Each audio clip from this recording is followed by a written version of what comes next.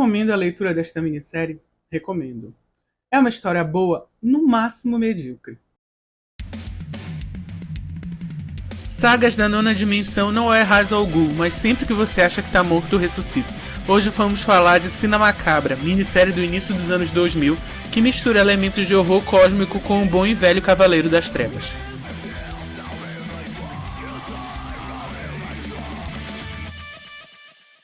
Com roteiros do hoje bastante conceituado Mike Mignola e arte de Troy Nixon, Sina Macabra, com o título original de The Doom That Came to Gotham, foi uma minissérie em 3 partes publicada no fim dos anos 2000 e inícios de 2001.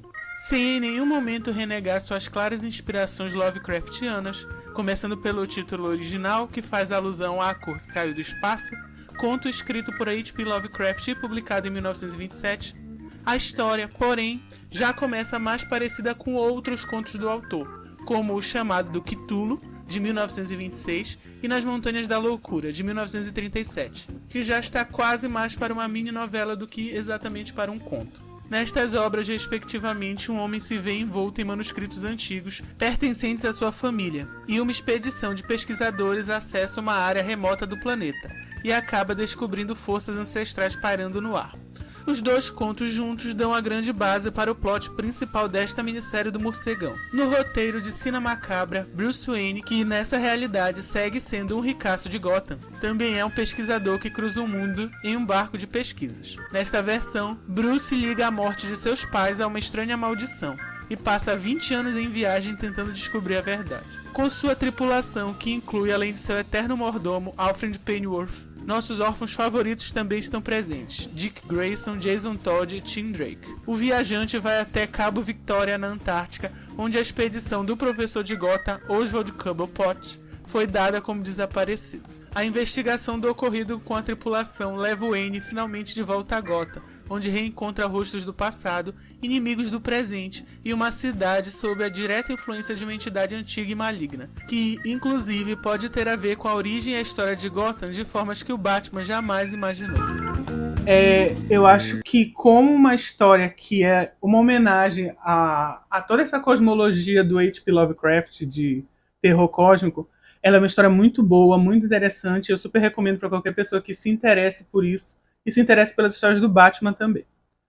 Porém, como uma história propriamente dita, sozinha, se você pegar essa história sozinha e esquecer todas as inspirações, ela é fraca, porque o plot dela, apesar de interessante, ele é bem simples. Ele é simples, ele é direto, e você tem uma necessidade que a equipe criativa teve de ficar o tempo todo trazendo personagens do universo do Batman e colocando em alguma situação só para parecer como se fosse uma espécie de easter egg. E isso não acho tão interessante. Nessa história fica parecendo que estão fazendo umas interrupções. Por exemplo, tem toda uma parte aqui nessa história, eu acredito que é no segundo volume, o final do segundo volume, talvez, que você tem a Era Venenosa, eu não lembro se eles usam exatamente esse nome para tratar dela, o Oliver Queen, que é o Arqueiro Verde, e o prefeito da cidade, que é o Duas Caras, que também não usa esse nome, mas ele usa moedinha, enfim. O ponto é, toda essa história ela podia tranquilamente ter sido retirada da história. Não ia fazer tanta diferença se ela não é nem tão interessante e não é tão importante para o desenvolvimento do plot. E aí você para e pensa, já é uma minissérie curta e cheia de personagem, e ainda tem um plot inteiro que dá para retirar, aí você vê que o negócio desandou. Caldo meio que deu uma entornada. Mas eu acho que o que mesmo o Mike Mignola e toda a equipe criativa queria fazer era justamente fazer um Batman num universo de terror cósmico. Basicamente era isso. Então, quando você tem a parte do Batman que já tem um pouquinho mais dessa lógica, casa perfeitamente. É quase como se fosse uma luva. Se você pegar Gotham, por exemplo, e pensar em Gotham, que são histórias que já acontecem em outros locais e no próprio Batman normal, Gotham como uma cidade que foi planejada, porém tem uma corrupção nela que é praticamente eterna, você tem um pouco de plot do próprio H.P. Lovecraft. Quando você tem a lógica de que... E aí é um pouco de spoiler, tá? Você tem a lógica de que existe um mal anterior que ajuda na fundação da cidade e que a ganância e, enfim, das pessoas, dos fundadores, traz esse mal para o mundo, é uma coisa que casa tanto com a lógica que você vê nos vilões do Batman desde sempre, como a lógica do H.P. Lovecraft. Então, nesse aspecto, eu achei que concordou bem. Eu gostei também muito do Ra's al Ghul e da Talia al Ghul. Eu achei que o design deles está excelente. E a forma como eles são essenciais para a história é perfeita.